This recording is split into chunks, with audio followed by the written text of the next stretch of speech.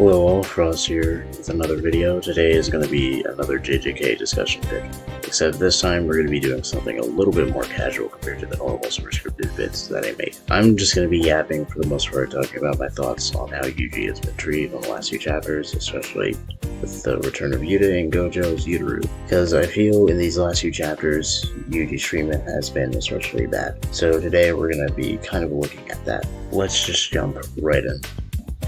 One of the most anticipated fights or moments in the series has been the confrontation or fight between Yuji and Sukuna, with chapters 256 to 260 being heavily Yuji focused, which has been something most of us have been wanting for a while. Most of the Sukuna raid squad already have their turns against Sukuna. It seemed as if we were finally getting Yuji's time to shine. We get a brilliant choreographed exchange between Yuji and Sukuna in hand-to-hand combat, with Yuji landing 7 consecutive black flashes against Sukuna, and awakening to be able to finally use Sukuna's Shrine Curse technique. We get an explanation of Yuji's origins, finally, of him being the son of Sukuna's reincarnated brother, revealing that he was Sukuna's nephew, the death of Chozo at the hands of Sukuna's Furnace technique, and the return of Yuji's D1 tag team partner and my favorite character in Jujutsu Kaisen and Todo, and it seems like we're going to get more Yuji going all out to put down Sukuna with Todo. And we get a banger chapter out of it in 260, ending with Yuji clawing at Sukuna's guts while Sukuna is seeing the ghosts of Gojo Satoru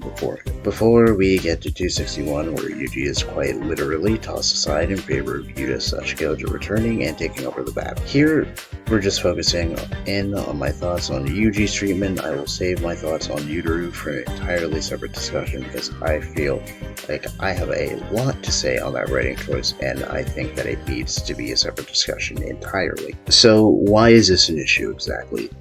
The reason this is an issue, at least in my eyes, is because of the anticipation of this moment and the poor timing in execution of a moment following right after it. At least from my end, a lot of the Sukuna raid has been building up to the eventual 1v1 confrontation between Yuji and Sukuna. Ever since the death of Gojo, that has been what I have been waiting for week by week and anticipating, at least on my end, and I feel that is reflected on most of the fan base as well. And we finally get it with 256 all the way through 260, with banger after banger chapter with Yuji and Sukuna, and it got better and better as we saw Todo return as well to work with Yuji and push Sukuna even further towards the brink of death. This to me is where the tension and peak of the battle was reaching its highest, where I feel all of the writing can be done to its peak, and we can get some absolutely amazing Yuji moments and even greater Todo moments as we focus in on these two taking on Sukuna more. And this is where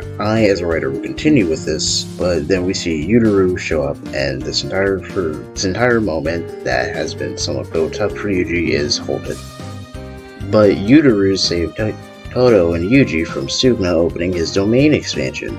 Okay, sure, but let's look at this way. Work with me here. You are the author of Jujutsu Kaisen, Gege Akutami. You are in the process of writing this chapter. You can simply have Sukuna be unable to open his domain again. You can do this through a myriad of valid reasons that would make sense. For example, Sukuna could not open his domain due to violating one of the multiple binding vows he had imposed on himself, or the soul punches from Yuji combined with his black flashes are making it so that his curse energy control is so screwed up it is preventing him from accessing his domain expansion again. We will get back to the soul punches in a bit. And let's just say the editors at Jump are so on top of you about making Gojo reappear again in the story, at least for a bit. So you have to do the ending that was done in 260. You can simply reenact the scene that was done before in Shibuya with Nanami and Nobara when Mahito killed Nanami. You can have the strongest ghost in Gojo appear and point at Yuji, as if to say Yuji will win or he's got this, as Yuji is tearing through Sukuna, while Sukuna is in awe, and I feel we can still get that same effect of Gojo reappearing for hype while still hyping up Yuji and keeping focus on him. But I suppose tossing Yuji aside literally and interrupting his moment is completely fine. Another issue with this is the soul punches. Yuji, within a few strikes in earlier chapters, is noted by Sukuna as heavily impacting his control of Megumi's body and the output of his curse energy, eventually being able to contact Megumi's soul directly, yet even after hitting 7 black flashes directly on Sukuna.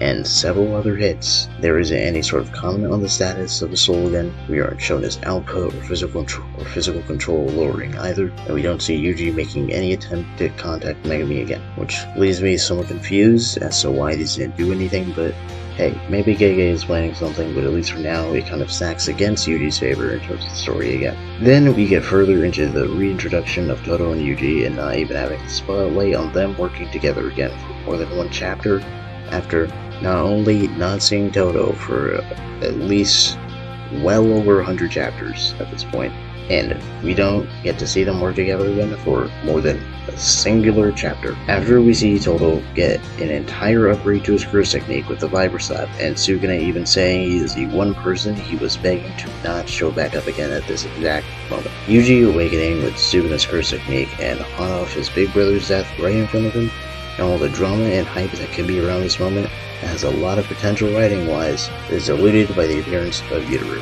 Not only in terms of his moment getting interrupted, but even within fan discourse, people did not focus on Yuji's feelings. They focused simply on the return of Gojo and Yuta in general. It feels a more organic scene swap. Let's say we go back to Kare versus Uraume after Yuji started calling into Sukuna. I feel as though it would have been a better way to shift the spotlight or attention off of Yuji without ruining this moment, by quite literally throwing him to the sun. But let's say the jump is on top of me again, as I'm Gege Akutami, writer of the story, and I absolutely have to get Yutaru on the screen to get this done, where Weekly Shonen Jump and my editors will publicly execute me. I still think I would still wait for just a bit longer before we got to this moment and not cut right in as the hype reaches its peak. So, do I think Yuji is being mistreated in the current arc?